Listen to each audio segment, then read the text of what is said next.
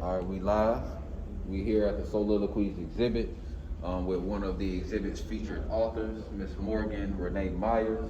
One of the things that she did, when I submitted all of these pieces to different writers to either write a poem or a song or a story about one of the pieces, she wrote a phenomenal story. It's one of the stories that everybody has to stop by and listen to whenever they're in the exhibit. But we're gonna get into her book, The Celibacy Chronicles, is also included in this exhibit. I had to include all my friends that's authors, that's writing things for young people to see that there's people right here in the community that's authors.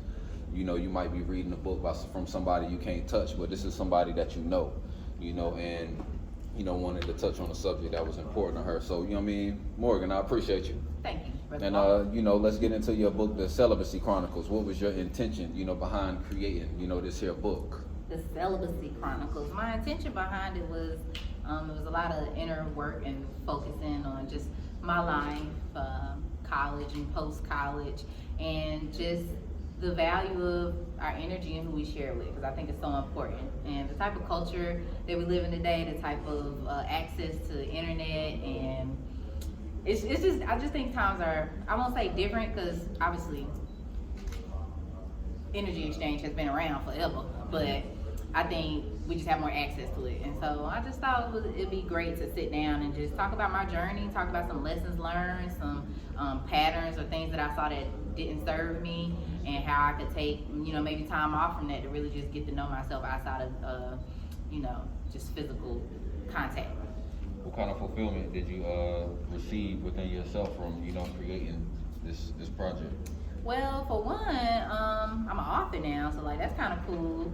It was kind of a impulsive, I would say, spiritual process, because I didn't do a ton of research on how to really publish a book, but the universe just made a way for me. I have author friends that really stepped up and helped me get it to the version that it is now. Shout out to Copper Vibrations and my sister Makita Gordon. They really helped the girl come through. But so it showed me that my words matter too. I've had great success with it as far as going to different platforms and sharing poems from it, and people saying, that helped me understand some things or realize some things. And it kind of challenged me to, I guess, deal with all types of people, not just adults, because I feel like this could apply to teenagers as well, some of the topics that I talk on. So, it was just a way to really open up and talk about, the taboo topic that just needs to be talked about. Have you had an opportunity to connect with some young groups or any, young girls? Not young groups, but people, individuals with younger daughters and nieces and stuff. They tell me that they've sat down and read the book with their nieces and things like that. And I do plan to be more involved with the youth, as time comes. I got some things planned for it that I would like to engage with them more intentionally, not just by way of somebody giving them a book. I can dig it. Yeah. So another, really cool thing, about your book is we got a lot of artist friends, so you collaborated with a lot of visual artists, for them to connect images, that go along with your book. So first off, what made you want to do that, and how has it contributed, to your book? Well, I wanted to do it because, like yourself, I just believe in supporting local. We have a lot of dope artistic friends. Some of these people I knew, some I didn't. I just shared the vision of what I had in mind, and I met them on Instagram or something, and they was with it. And that's important to me because I did something similar with an open mic. There's a brother in this art gallery, D. Howe, and we used to do collab with artists and poets. And so I thought that was dope, and I wanted to bring that concept to my book because it's only, I think, 13 or so poems, 17 poems. And so to have artwork, to kind of correlate with it, so it's not just such a read. It's I got some visuals to go along with it. I thought that'd be cool. And it gave artists the opportunity to gain extra exposure and income because we had a book signing, so they were able to sell their art pieces. They were able to, what else? Yeah, they were selling their art pieces, and we got some prints done for some of them, so it was a great opportunity. No doubt. What I think really is important about you, or the fact that you're in this exhibit, so it's about stories of underground legends. But you already know, to us, you one of these legends, you're an underground legend. You got the Gate City Gatekeeper Award that we created specifically for you. So I think it's important that people know who you are, you know what I mean, and know your works, recognize your works in the same way we would do Maya Angelou, Yes. you know, whose voice I love to imitate very often. Yes, you do. You know, but what does it feel like, you know what I mean, to be within that realm, you know what I'm saying, like to be recognized and getting your flowers while you're living?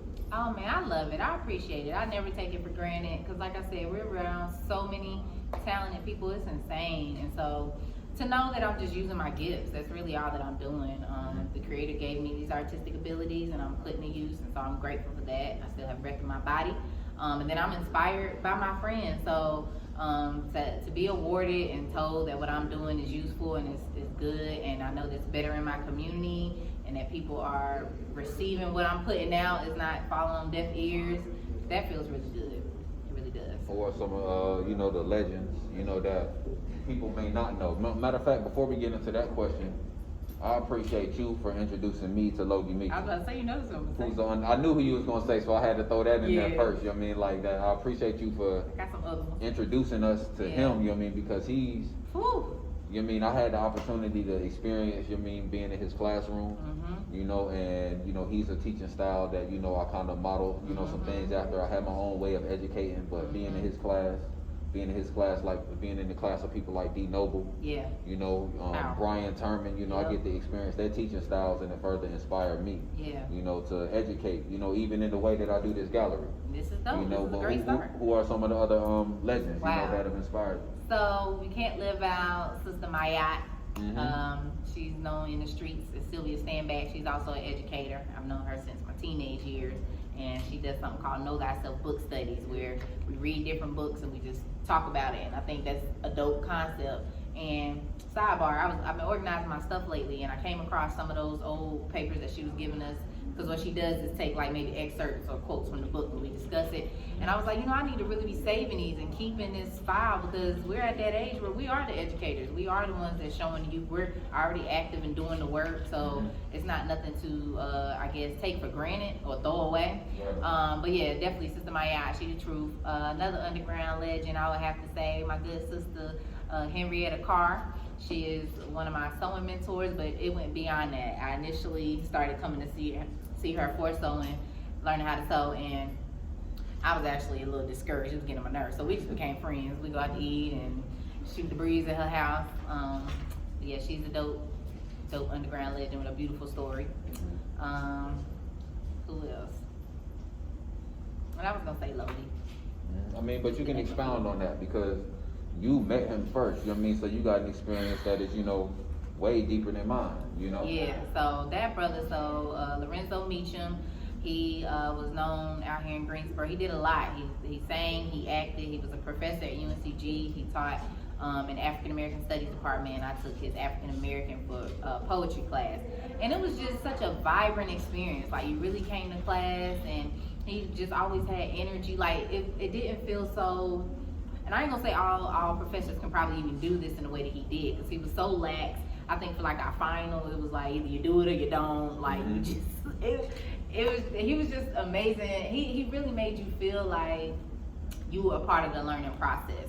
And so it was up to you whether or not you wanted to take what he was giving you, and you really wanted to kind of learn about the stuff. It was an engaging class, but even outside of that, he was just so, like, he would invite us class to his house sometimes just so we could, you know, vibe as a people. And so I just really appreciate the energy that he put out. And he seemed so fearless to me because he was a very talented man, and he was a storyteller by nature. He'd just be talking to you, and a whole story or 4 or 5 that went by.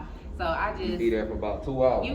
And not even mean to, and it'll feel like it was 2 minutes. So he just had that type of energy, and I think we vibrated with it because it's similar to ours. It's like kindred spirits in a way. And so I'm grateful that he was the type of person that could take his teaching beyond the classroom, and then to see him in the community doing his thing, it was just a blessing. I'm glad to have met that man. So, this image, you know, that we're sitting in front of right here by Carlos Parks, Another you know, who was very excited that you had even written about his image, you know, before he even got a chance to hear your story. He heard it? He heard it that day. Oh, you know, he did? because that was the day I was getting ready to come over and upload the joints. Oh, yeah. Then he was like, "Did Morgan write about Run of Mine?" And I'm like, "Yeah, it did. Matter of fact, she snapped on that joint. You know what I mean? So like, and I appreciate you because you executed it in the exact way that I was looking, you know, for. But again, I feel like, you know, you probably had an advantage because you write plays. Oh. You got all type of stories, you know what I mean, in the file, you know what I mean. But nonetheless, it's a part of you, and I'm grateful that this, you know what I mean, was an opportunity for you to even like utilize it, you know. So what about this image stood out to you and made you want to create the type of story that you created? Man, well, for one, I got an old soul. 75, trapped in a 30-year-old body.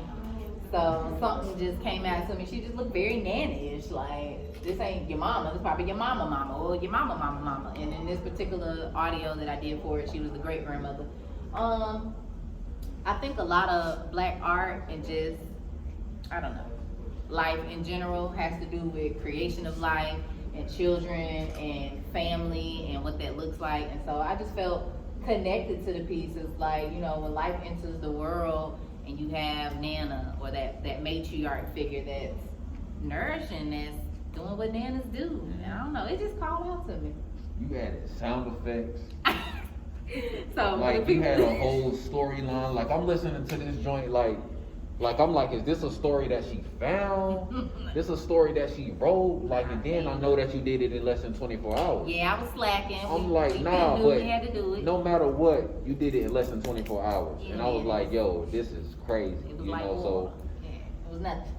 Yeah, I had to, so this how I was at my desk, I had my phone and my little light and all that, and I had a bowl of water and I had a washcloth, and I was dipping it and wringing it out in certain parts. I was pausing so the cadence could match the water, you know, getting a little creative with it. Yeah, had to bring something different. I thought this was a dope exhibit. It was the least I could do. I mean, had to bring some up to it. I didn't want to just read words. That's what I didn't want to do. I was like, I don't want to just read a story. yeah, So. no, I appreciate you, you know, bringing that creative vibe and even, you know, being creative enough or using your creativity enough to bring the story out like that. Because the moment I first heard the story, the moment I first heard that water, I was like, oh man, she snapped. As soon as you heard the water breath. As soon as I heard the water, because I'm like, yo, she about to do this? Yeah. And then, like, it's other stuff that I kind of don't even want to say because I want people to just listen to the story and have the same exact experience. All right, forget it. When I heard that, I'm like, yo, It wasn't too much? she going crazy. I was like, maybe right I should now. redo this. I was like, no, Nah, baby sound. It added so much to the story, you know, and I'm like, yo, like, you really, like, you actually did more than I was looking for. You know what I mean? I was looking for people to create stories. I didn't know that you was about to come with sound effects and a voice, you know, to go along with it, but you act, you know what I mean? But you beautifully, you know what I mean, incorporated every part of you.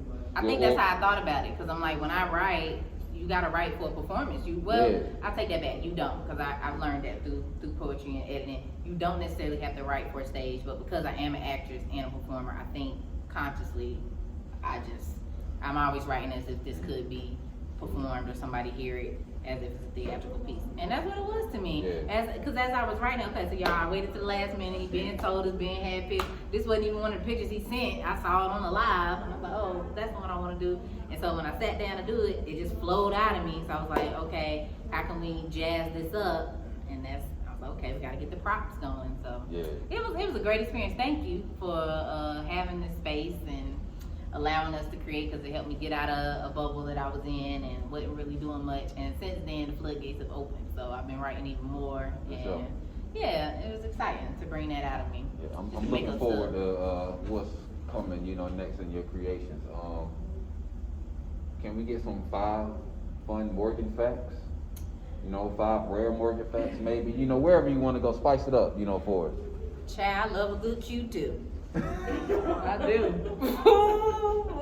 I've been buying extra from the Dollar Tree, and I keep them in a little. I know I'm supposed to candle wax or whatever, but it's just somebody Q-tip. I've been to the Grand Canyon before. Okay. I heard man last night talking about all the places he been. My man going dog sledding. Right, dog sledding. Oh, we just like to travel the world, do fun stuff, but dog sledding? All right. That's another fun fact. I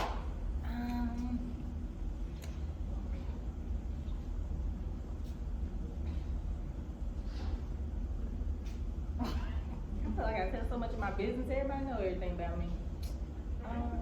Ask a question. Yeah, ask me. Yeah. Where do you get your inspiration? Like, how do you determine what it is you're going to write about? I feel like my style of poetry, if you take a peek in this book or just in general see some of my YouTube clips, a lot of them are very realistic and straightforward. I don't do too much playing with a bunch of metaphors and it's so confusing. You gotta get super deep. I can go there, but it's just not my style. So I think stuff I'm going through, if you cheated on me, I'm gonna write about how you a dog. If, and then nature. That's the second answer, because I go outside, see the wind, the tree leaves blowing in the wind, and that's a whole poem of, yeah, those are my two biggest inspirations, real life and nature. Mm-hmm. So you're a serial entrepreneur. Child, yeah. I mean, you crochet. Mm-hmm. I would almost think that a friend of yours could have made this shirt and you would have, done, the extras to it just to add your own flavor to it. Yeah. Possibly or possibly not. Of course, obviously you're an author. That's why we, sitting here talking. You're a storyteller. You're a playwright. Mm-hmm. What else do you do? Everything? Just about. I think I have an important service of contributing to the community by child watching. That's a power tool. Mm-hmm. I cook vegan foods along with one of my community sisters, Kalaine. We serve plant-based meals. So Culinary arts? That's art. Yeah, that's culinary art. I think it's called, fiber arts. Because I've extended beyond crochet now. I make wall hangings with yarn. I'm about to get on canvas with the yarn. Like I might crochet some granny squares and then glue them onto the canvas and do some things with that. And I can create stuff in nature. There's something I learned from the sister out here called cob, where it's like sand, clay, water, and straw, and you mix it all together and you can form ashtrays, whatever you want to make out of it. But they make houses out of this stuff in like other countries and things like that. So I can do stuff in nature. I'm just an overall creator. I'm very good with my hands. Yeah. Anybody that's, watching this is where we're going to wrap it up. Okay. Anybody that's watching this, what's one thing you need them to know about you and what's your cash app? What you need to know.